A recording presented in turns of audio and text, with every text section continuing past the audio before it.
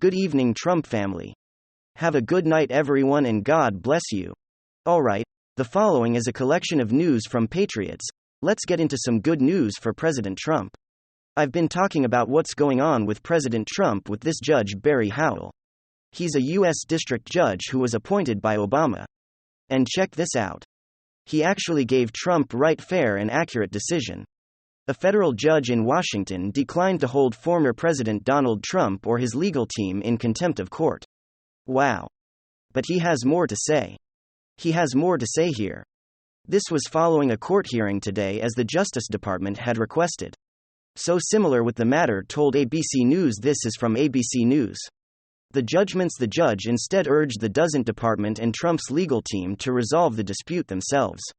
Guess what, folks? That's how it's always done with Obama, with Clinton.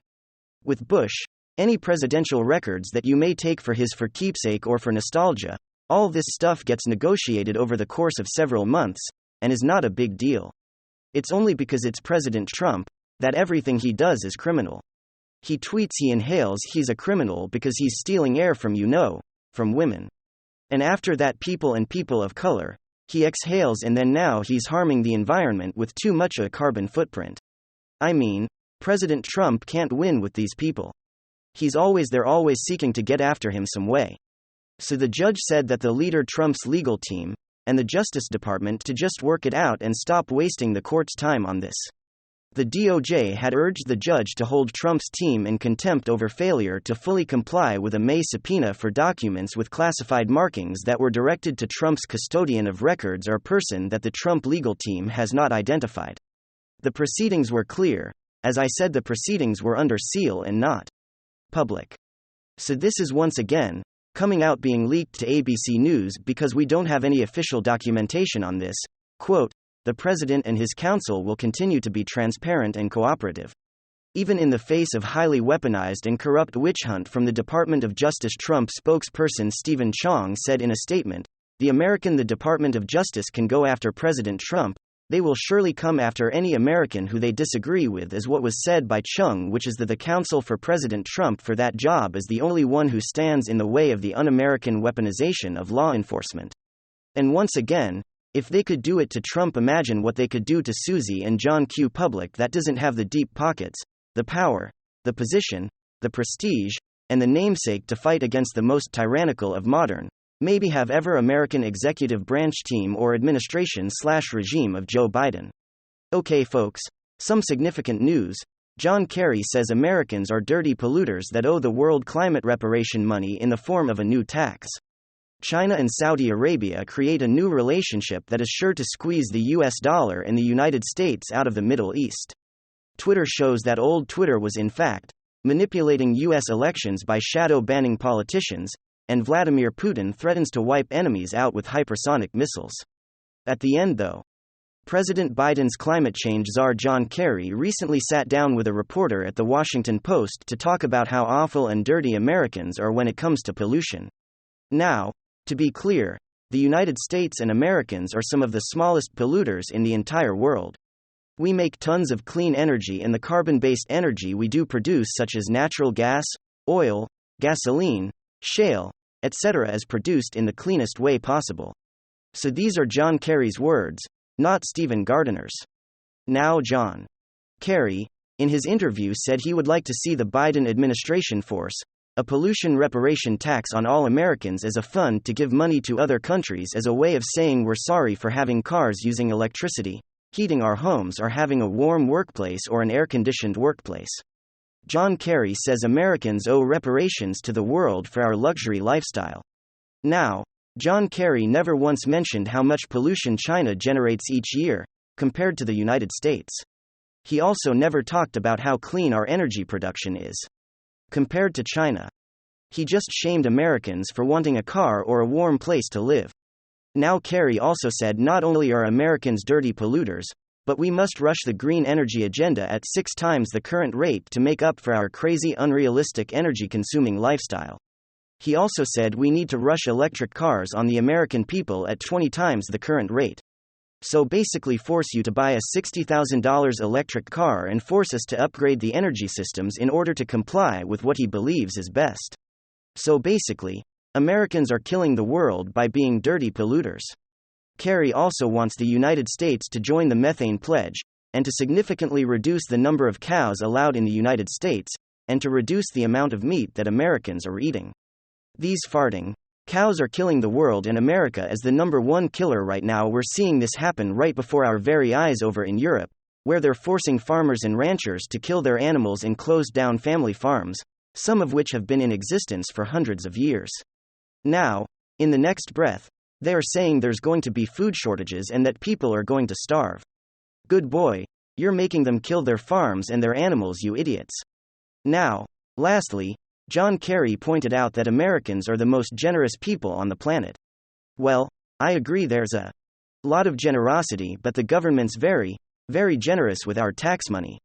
Anyway, he says that Americans should take the next step and force everyone to pay a climate change reparation tax for you. Now please let me know down below, what are your thoughts on this? Are you a dirty energy using American, or are you just somebody like trying to get to work and provide for your family? You don't want to be freezing in the winter or sweating to death in the summer. But does this make you an awful human being that another tax should be forced on you? Let me know your thoughts down below.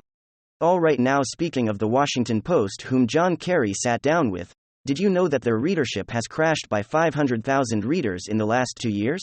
I guess 500,000 people just don't care about what the Washington Post has to say anymore. That's crazy because they're huge and super influential. Alright, now more and more is coming out from Elon Musk and the Twitter files. Elon Musk has confirmed that Twitter was targeting and suppressing politicians, specifically conservative politicians, while they were running for office, or while they were already in office. Now the House of Representatives found this to be very, very interesting.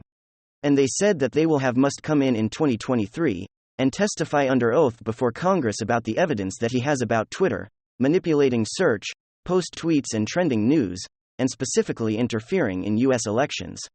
This is highly illegal, and they want the receipts, they want to see the evidence.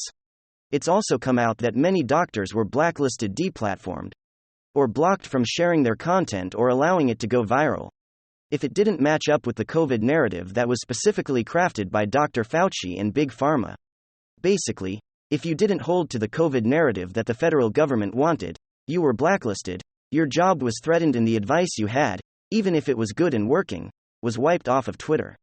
For example, Stanford Dr. Jay Bhattacharya was one of the Twitter trend blacklist recipients because he dared to say that lockdowns would be harmful for children and their psychological health.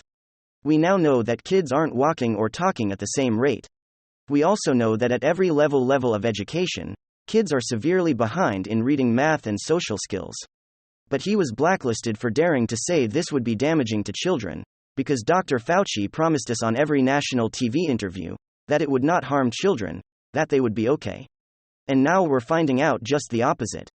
Now, the White House continues to deny they had any influence or involvement in the censorship of political rivals' code at COVID information, a president's son's behavior, or illegal business dealings. They're saying, "What are you talking about?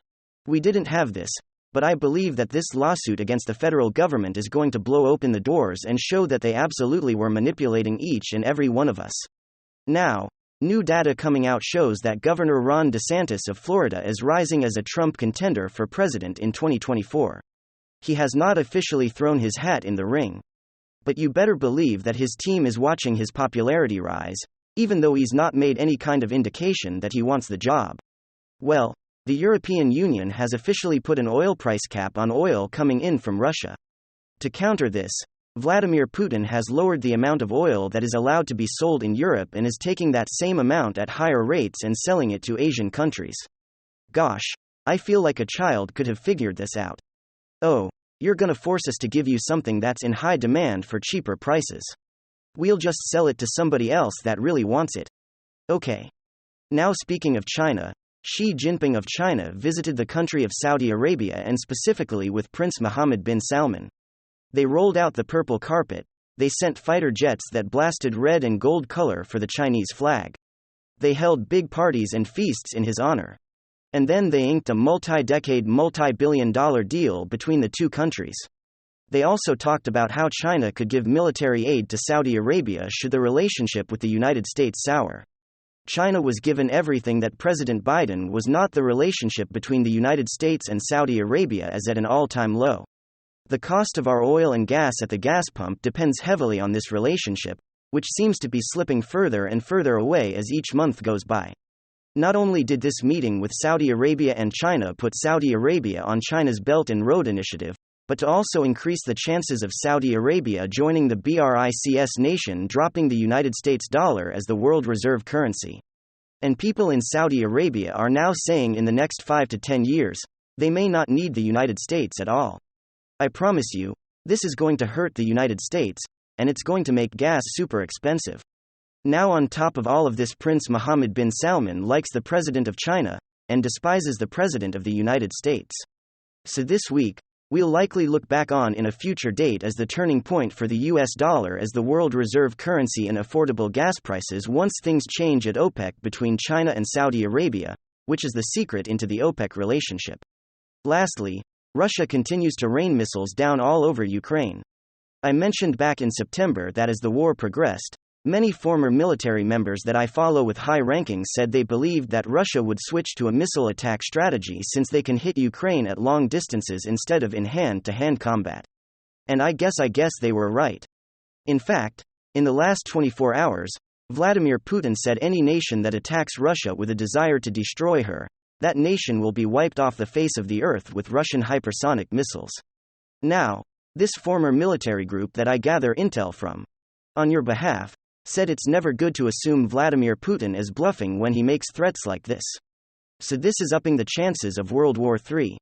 Now the United States has quietly changed the ability of their long-range missiles so that Ukraine can't continue to fire them into Russia and provoke World War III. Of the Pentagon says we do not want to kick off World War III by having Russia say these were United States weapons fired into the heart of Russia and escalate a global catastrophe. Let me know what you guys think in the comment section. Of course, leave a like if you enjoyed the video, and of course possibly subscribe if you're up for it. I'm gonna get back to work. I want to thank you guys for watching.